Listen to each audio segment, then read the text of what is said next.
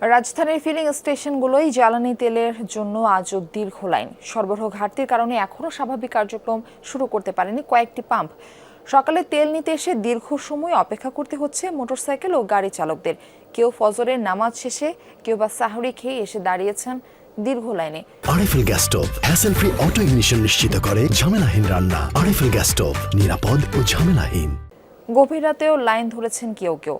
পাম্পের কর্মীরা বলছেন কিছুটা স্বাভাবিক হতে শুরু করেছে তেলের মজুদ, তবে সরকার নির্ধারিত পরিমাণ মতোই সরবরাহ করা হচ্ছে জ্বালানি তেল।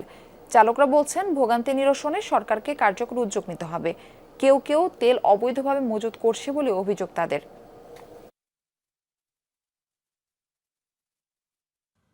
আমি ন্যূনতম অন্ততপক্ষে 500 থেকে 600 টাকার তেল যদি পাইতাম তাহলে আমি আর আসতাম না। এখন হয়তো বা কারো মজুত করছে, তারা কারণে তেল কমিয়ে দিচ্ছে। সিচেহরি খেয়ে এখানে এসে নামাজ পড়ছে, এখন ওই সময় লাগে দেখে আগে চলে আসছে।